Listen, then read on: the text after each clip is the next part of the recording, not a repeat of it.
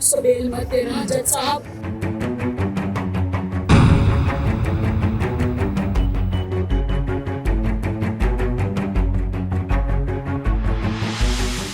सुबह से मैंने अभी खाया है। कल कोर्ट में केस है और मैं विश्वास करती हूँ जज साहब से। जज साहब मेरी रिपोर्ट पढ़े, मेरी रिपोर्ट पढ़े जज साहब। कहीं ऐसा ना हो कि एक बहुत बड़ा गुनहगार छुड़ जाए और बहुत सारी जिंदगी, लड़कियों की जिंदगी को खराब करे। जज साहब मैं गुजारिश करती हूँ जज साहब,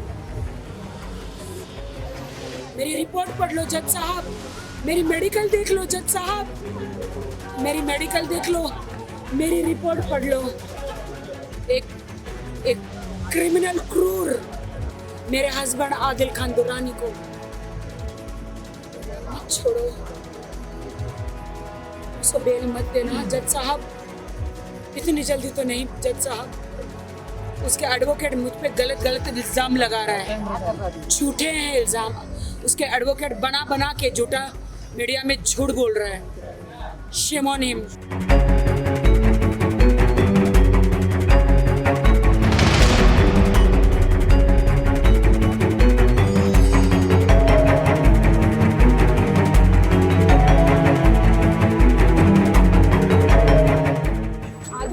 मेरी ऑटो वाली कर दी। थैंक गॉड मेरे भाई के पास गाड़ी है, घर छोड़ रहे हैं। आदिल तुमने मुझे एकदम हालत देखो मेरी, ऑटो वाली कर दिया आदिल।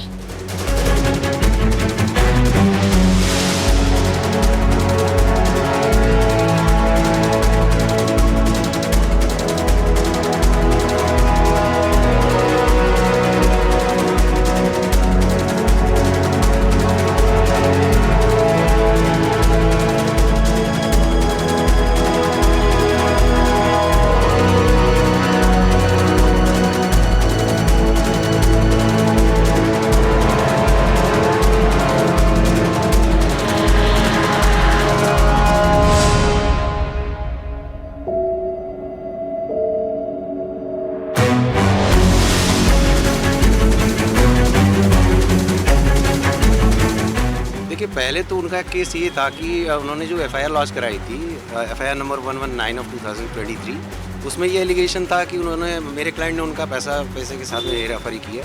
सो सेक्शन जो अप्लाई हुए थे वो 406, 323, 504 और 506 पार्ट 2 था।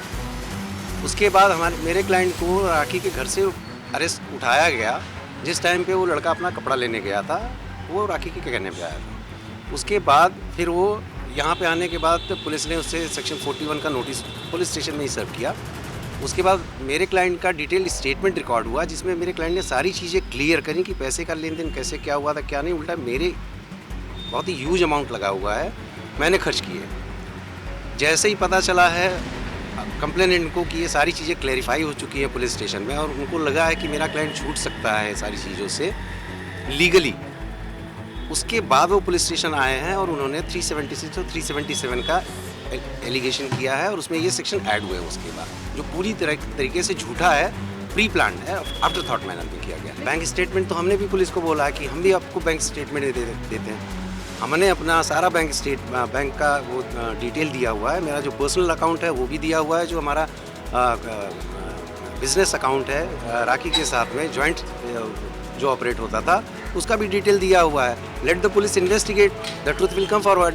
और सबसे बड़ी बात यह है कि जो बिजनेस अकाउंट था आदिल और राखी का, वो जॉइंट अकाउंट था, जिसमें जब भी कोई भी ट्रांजैक्शन होता था OTP आता था 6 डिजिट का, जिसमें से 3 डिजिट राखी जी के उस पर आता था और 3 डिजिट नंबर जो है आदिल के उस पर आता था। दोनों का मिला के जब 6 डिजिट का नंबर एंटर होता था तभी ट्रांजैक्शन कंप्लीट होता था।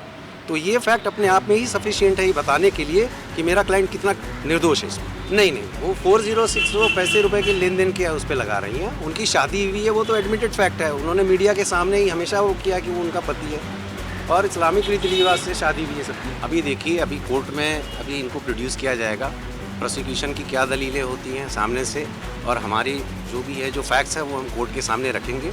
Late the honourable court decide.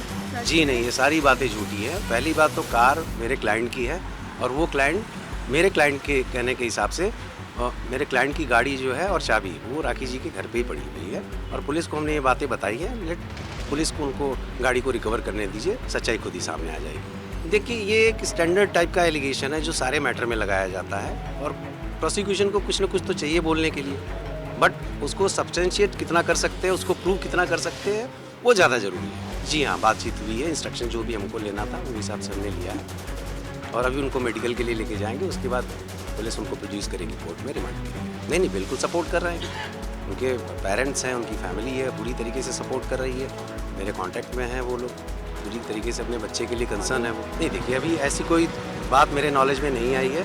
अगर ऐसा कुछ है भी तो ये एक नॉर्मल चीज़ है कि केस अगर चल रहा है उसमें he is not being convicted, कोई भी रहेगा, जब तक उसका अपराध सिद्ध नहीं होता तब तक आप कैसे कह सकते हैं हिस्ट्री शीटर है।